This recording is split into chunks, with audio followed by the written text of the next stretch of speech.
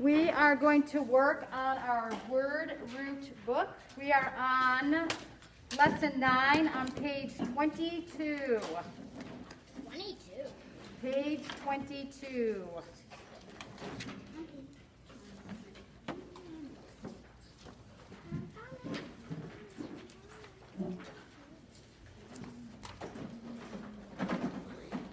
All right, the words we are working with today are mediate, medium, median, and mediator.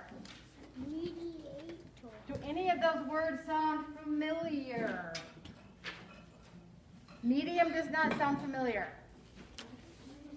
I was going to say, that's probably one that you've definitely heard of. What would you say medium means?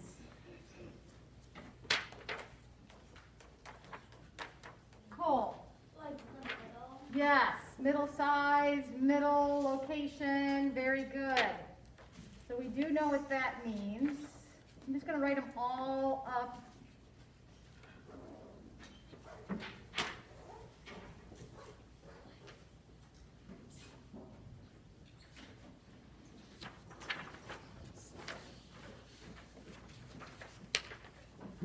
All right, to mediate. What do you think to mediate means?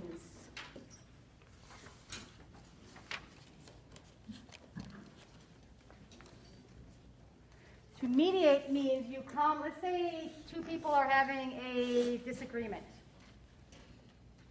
So you ask somebody to come in to mediate the situation, meaning they're going to come in and help you come up with an idea, a solution. So to mediate means to come in and be the in-between between the two arguing groups. Come up with a solution, an idea. So mediate. We know what medium is. The middle size, average size, not large or too small, medium. Median. Median means something in the middle as well. So if you're driving down the road and you see in the middle of the road, there's a road here, there's a road here, and then down the middle is grass and flowers and trees. Who has seen something like that? That's called a median. Something that's in the middle. Median. A mediator. So I just told you about to mediate. The mediator is the person that comes in to figure out a solution to the argument. To mediate is to have someone find a solution. The mediator is the person that comes in to help figure out the solution. So let us, using those words, they're also in the little window on top of an activity A. So number 1, to act or come between opposing sides to solve a problem. Is that to mediate, medium, median, or mediator? To act or come between opposing sides. Be careful on this because this one and this one are similar. One's a person and one is an act. With that said, that should give you a hint for this answer. James? Mediate. To mediate. Exactly. To mediate.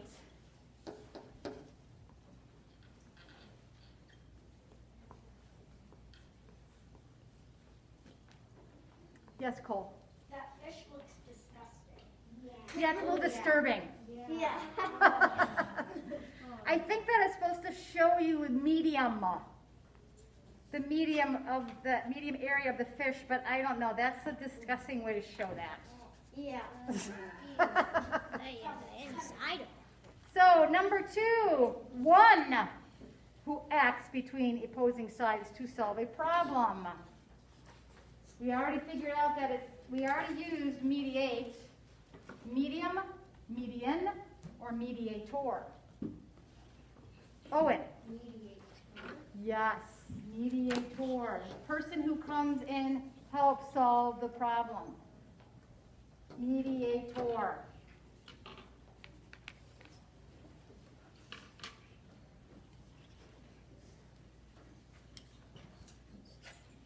Yes, Luke. I have the third answer. Well, I'm not there yet.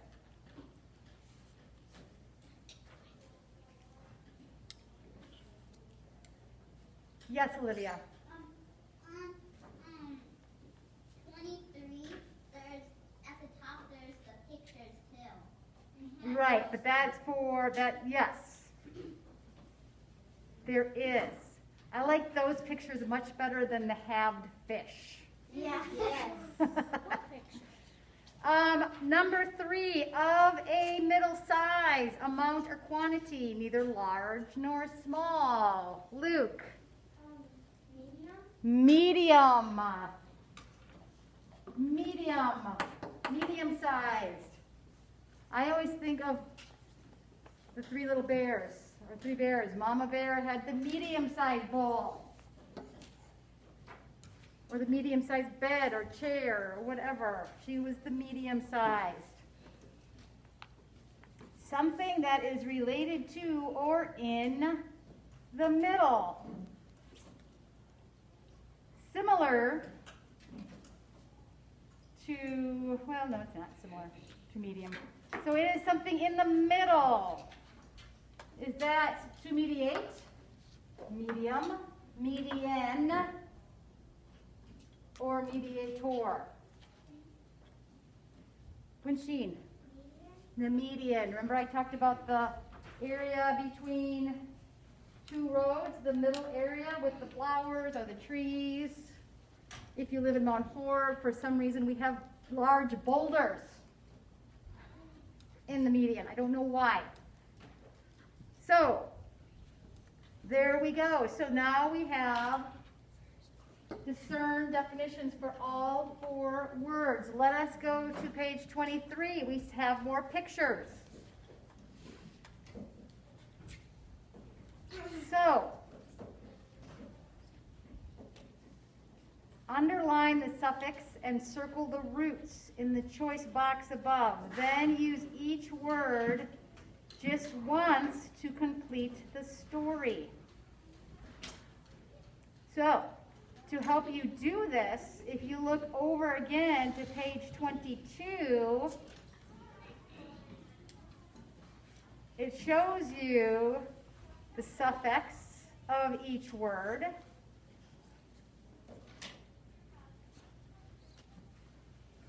And it also shows you the root of each word. So it says to underline the suffix and circle the root. So for mediate, what is the suffix of mediate? We are just going to determine right off the bat that the root for all 4 words is what?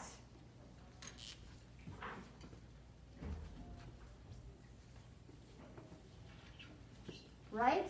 Is that a common denominator for all 4 words? Yes. So that is the root. So circle the root. Now the suffix is the latter part of the word. We have an, ate, or an So for mediate, what would be the suffix? What would you underline? Olivia?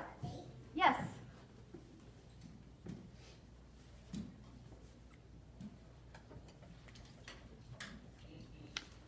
What would you circle for medium? Grayson? Yes.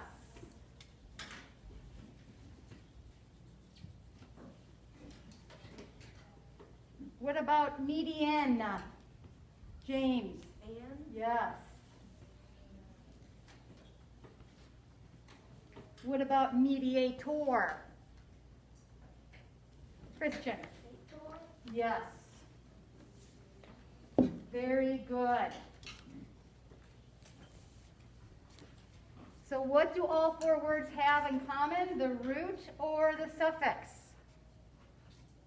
The root or the suffix? What is all common in all four words? What do they all have in common? Owen?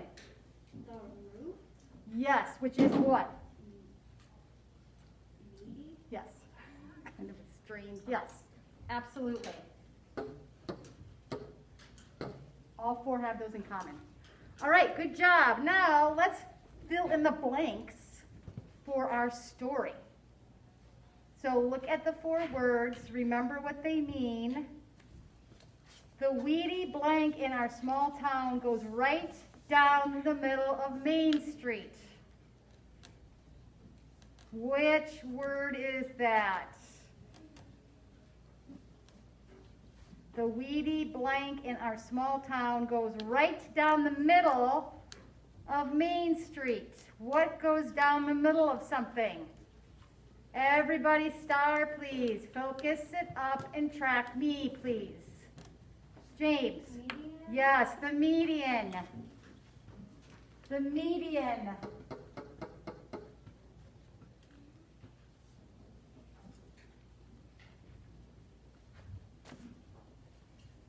You see a picture of it. You see the little median with flower, or it looks like, I don't know, bushes and trees or whatever they are, but it's in the middle, goes down the middle of the two sides of the streets, the roads. All right. Remember, you are going to use each word once, so if crossing out the word will help you, do so. Median, cross that out. Old Mrs. Ringo planted bright flowers and kept up the blank-sized bushes, trees, and ferns.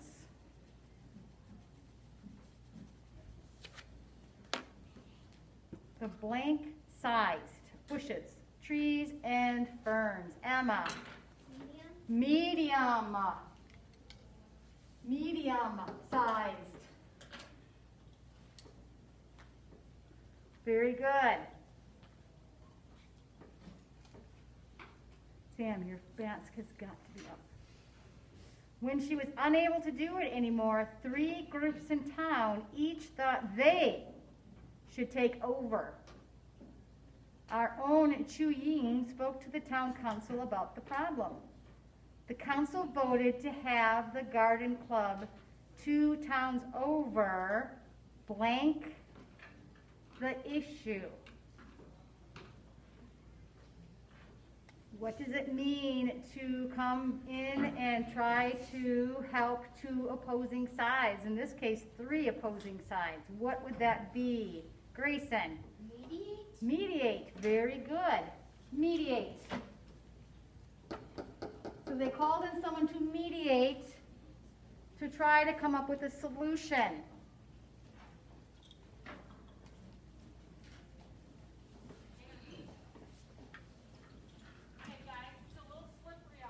So we've done this one, we've done this one, we've done this one. I wonder what the next one is. Amazingly, the blank solved the issue quickly. Everyone was pleased, even the flowers. But especially Chu, who is just 9 years old, and there she is planting flowers. So what is the last word? Wenxin. The mediator, the person who came in to mediate to come up with a solution. Very good. All right. That concludes our word roots. So you may put this book away and you may get out Charlotte's Web, please. Yes. Yes. Also get out your journal.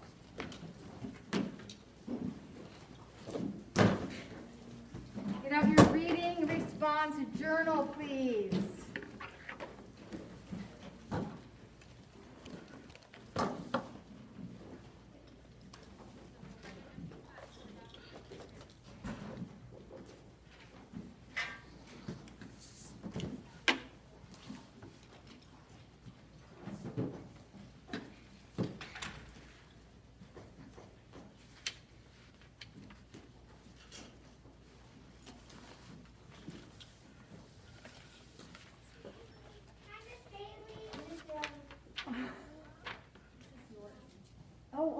Thank you. I've only been up there for how long?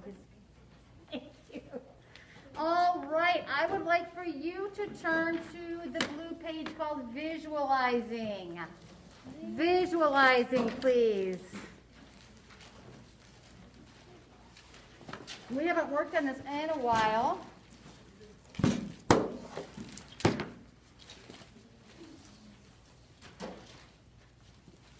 What is visualizing? When you are reading a book, now does our book have a lot of pictures in it? Is it a picture book? No, a lot of words. So what is important for the writer to do for us to visualize? What does it mean to visualize first and foremost? Jeremiah. Good readers use details from the story to create a picture in their mind. To create a picture in your mind. Because we have some, like this is one of my favorites on page 11, but there are not a lot. So, it is very important, therefore, for the author, in this case, E.B. White, to create visualization. How do you do that as an author? What do you have to use if you don't use pictures or illustrations? Everybody track. Everybody open up their journal to visualization, and we are discussing that. What does the author have to use if they are not using illustrations, Owen? Their senses.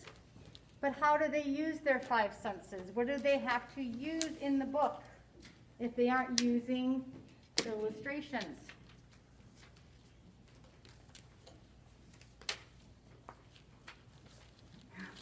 Cole. Descriptive words. Descriptive words, yes. I want to read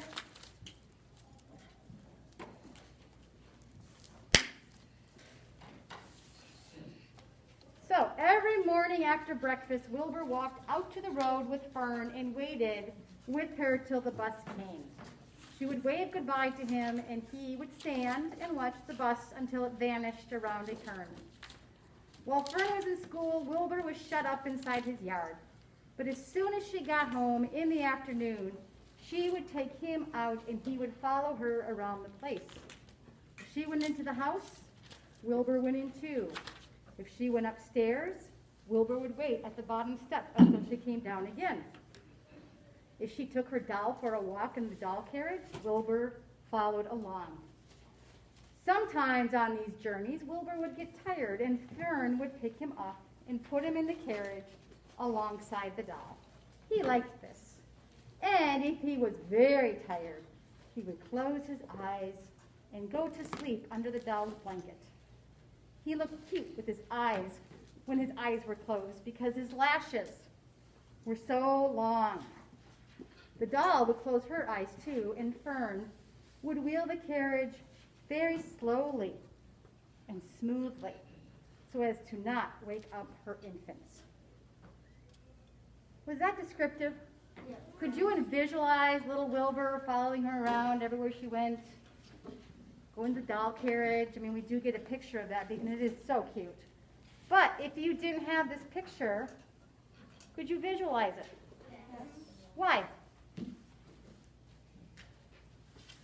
Why could you picture it? What did the author do to help you picture, to visualize? Everyone needs to focus and track.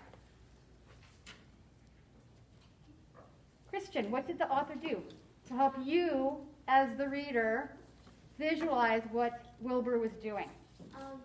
She did all the senses, and you can know because you know what the picture like she's feeling because she did like the senses and the smells.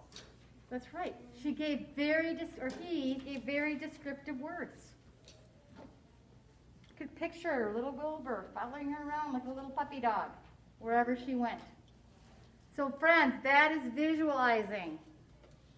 So how to visualize in the middle of your blue page. Create a movie in your mind to picture the characters, setting, and events in the story. Picture little Wilbur following Fern around. Use the 5 senses to imagine what you see, feel, hear, smell, and taste. So, what I want you to do is, until you're all open, you first need to add what? The date, then Charlotte's Web, so we know what entry, what book the entry's for. And then you can write, either use a sentence frame, or if you want to use your own. The sentence frames are, as I read, I imagine. Based on what I read, I picture. When the author says blank, I visualize blank. I see, hear, feel, smell, taste, blank. So those are sentence frames about visualizing that I want you to pick. And you can write your sentence concerning visualizing in Charlotte's Web. E.B. White is one of the best to help the reader visualize what he is writing about. So you may write now.